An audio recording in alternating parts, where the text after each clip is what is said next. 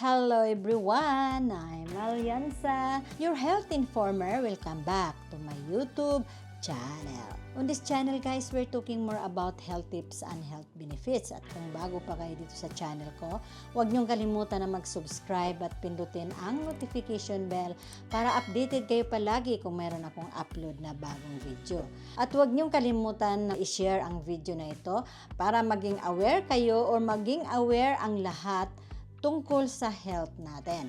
Our topic for today o ang pag-uusapan natin today ay bakit mabaho ang ihi ng isang babae. Ano nga ba ang karaniwang problema or sanhi ng mabahong ihi ng isang babae? Unang-una, dehydration. Hindi sapat na tubig, pagkain tulad ng asparagus, bawang, kape at alcohol, isa yan sa cause ng mabaho na ihi sa mga kababaihan.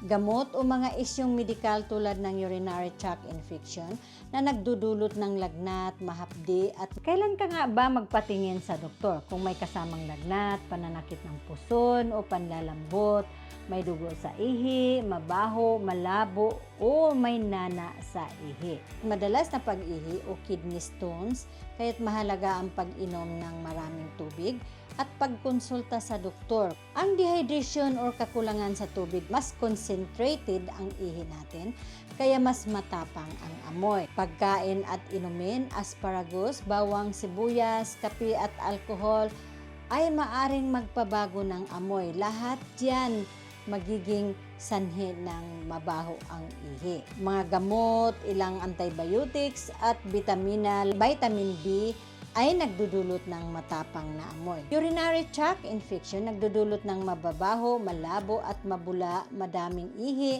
kasama ang mahapdi at madalas sa pag-ihi. Kidney stones maaring maging sanhi ng mabaho at masakit umihi. Vaginal infection, ang ilang infection sa ari ay nagbabago ng amoy ng ihi. Paano maiwasan? Uminom ng maraming tubig. 1 liter a day or 2 liters a day or 1.5 liters a day. Laging siguraduhin hydrated ka para manatiling light yellow ang kulay ng ihi. Bawasan ang kape at alcohol. Limitahan ang mga inuming nagpapatuyo ng katawan. Hygiene, panatilihing malinis ang sarili, lalo na ang pribadong bahagi. Kung may sintomas na katulad ng nabanggit ko, mahalagang magpatingin ka na agad sa doktor para malaman ang sanhi at mabigyan ng tamang gamot, lalo pag may lagnat ng kasama. Lagi kong sinasabi, kung may nakakaibang nararamdaman sa katawan na hindi maganda, magpatingin agad sa doktor. Prevention is better than cure. Remember guys, health is wealth. Hanggang dito na lang tayo sa topic natin. Kung may gusto kayong itanong sa akin sa topic na to, mag-comment lang below. At kung bago pa kayo dito sa channel ko, huwag niyong kalimutan na mag-subscribe at pindutin ang notification bell para updated kayo palagi kung mayroon akong upload na bagong video. Hindi ako magsasawang magpasalamat sa lahat ng mga subscribers, non-subscribers, lalo na sa mga silent viewers. Maraming salamat po lahat ng suportang binigay nyo dito sa channel ko. Pagpalain po kayo, may God bless us. Thank you for watching!